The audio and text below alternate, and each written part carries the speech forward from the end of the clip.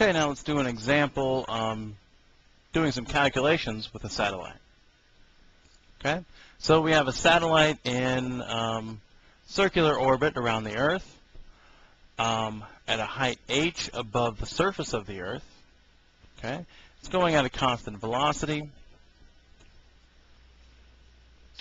So the height above the surface of the Earth is 1,000 kilometers. We know it's going at a constant velocity. We know the radius of the Earth, and we know the mass of the Earth. And what we want to find is, what is this velocity? Okay, what is v? To keep it up at a height of 1,000 kilometers. Okay, so the velocity is tangent to the circle that it makes around the Earth, and the gravity, the force of gravity is the radial the radial force that keeps it going around in a circle. Okay. Now the force of gravity, we can figure out what that is. Force of gravity is g, the mass of the Earth, mass of the satellite, over r squared. Okay. Now notice we're not given the mass of the satellite in the problem, and you'll see why that is in a second here. Okay. Now, if the satellite's going at a constant velocity, there's no tangential acceleration. There's only this radial acceleration. Okay. So the force of gravity is also equal to the mass times the radial acceleration. And we know the radial acceleration is v squared over r, so that's equal to mv squared over r. Okay? So we have gme, the mass of the Earth, mass of the satellite over r squared, mass of the satellite, v squared over r. Now, both of these terms have the mass of the satellite in them, and the mass will cancel out on both sides.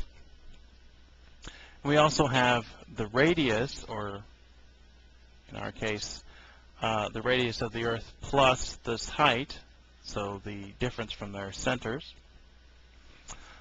We have those on both sides, both on the bottom, so one of these will cancel out one of the squares here. And now we just have v squared on one side. So we have v squared equals g times the mass of the Earth over r. Now, the r, again, is the distance between the centers of the masses. So it'll be the radius of the Earth plus the height, right? So if you look at our diagram, the distance between here and here will be the radius of the Earth plus our h. Okay? So we know the radius of the Earth, we know the height. We'll have to change this to meters, but it shouldn't be a problem. And we add those in here. Okay, so this is our r value to use in this formula. And now we start plugging in our v squared. So we have our g term, or our gravitational constant, times the mass of the Earth over the distance between their centers.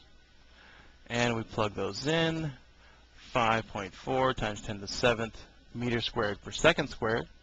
And then we take the square root. And when we take the square root, we end up with meters per second, just what we think we should have for velocity.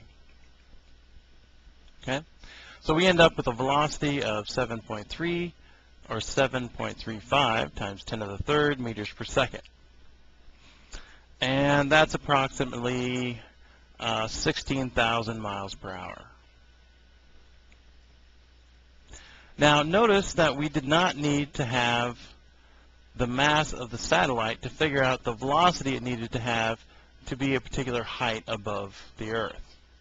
Okay?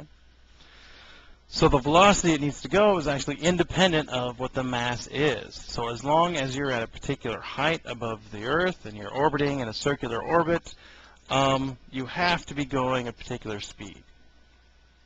Okay? So if you're at a particular height, you're going a particular speed. And conversely, if you're going a particular speed above the Earth, in orbit, then you have to be at a particular height.